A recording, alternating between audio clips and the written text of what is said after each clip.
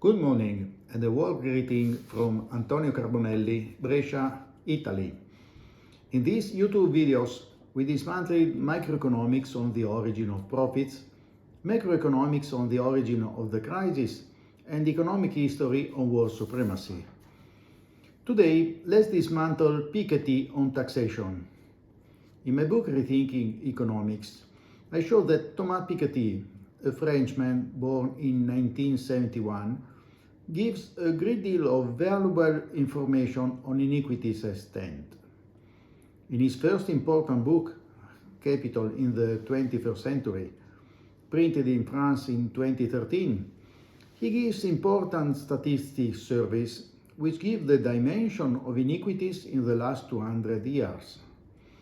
Furthermore, he demolishes Kuznets' economic theory on the alleged decrease of wealth inequities over time. Yet Kuznets was awarded the Nobel Prize in 1971 precisely for his empirically founded interpretation, we read in the motivation, of economic growth, which has led to new and deepened insight into the economic and social structure and process of development. Therefore, Piketty doesn't destroy an economic theory of secondary importance of a Nobel Prize for economics, which certainly can happen sooner or later. Piketty destroys the very theory for which Kuznets is awarded the Nobel Prize. This shows that, as from the earliest years, the Nobel Prize for economics, in some cases, is awarded for what turned out to be mere conjectures, which later turned out to be wrong. But then, what is the economist's knowledge of the economic reality? What is the state of economic science? And above all, in which hands are we? Second point. Piketty, however, in his second important book, Capitalism and Ideology, published in 2020, proposes a dangerous solution.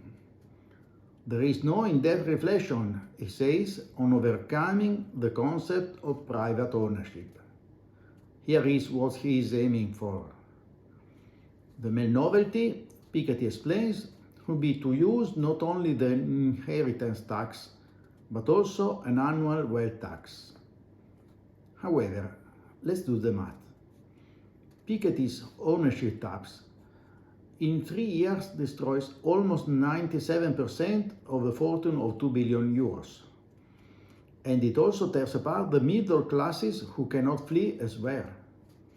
A family that in one lifetime sets aside 2 million euros would pay 100,000 euros per year, in addition to the other direct and indirect taxes they already must pay for.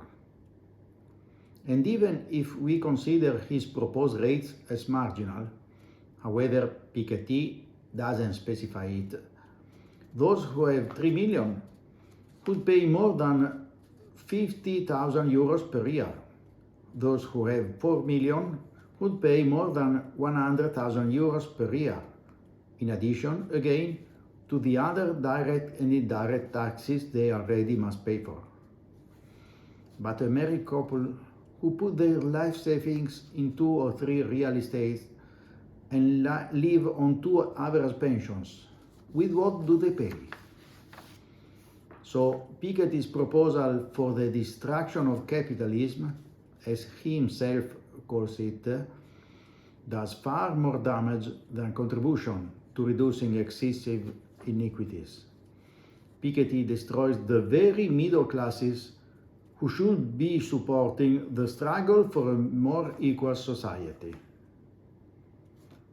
Third point, such a problem lies on the ground of the factor of inequity which Piketty identifies as the main one.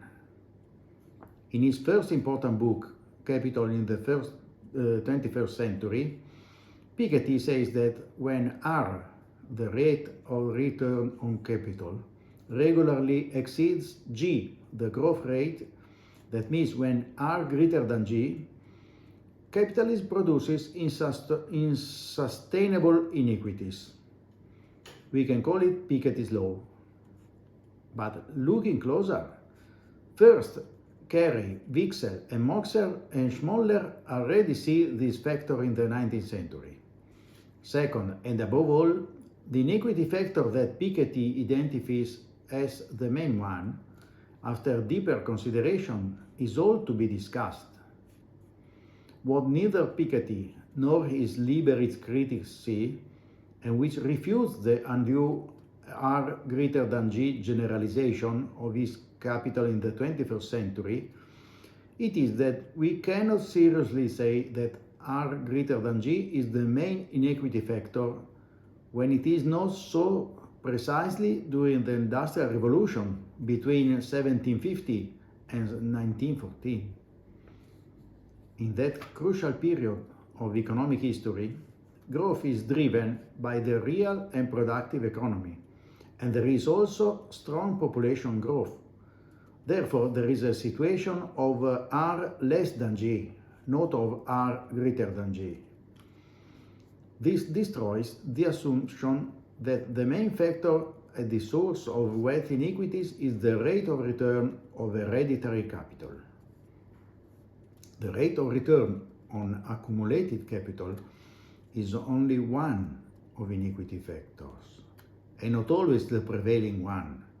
Even economic growth can be unequally distributed. So, in his capital in the 21st century, Piketty has the merit of refuting Kuznets, but his generalization of the R greater than G factor doesn't hold. And his proposal for the destruction of capitalism through taxation holds up even less. The point I would underline today, then, is that if we want to reduce wealth inequities, we must look elsewhere, as I show in my book Rethinking Economics.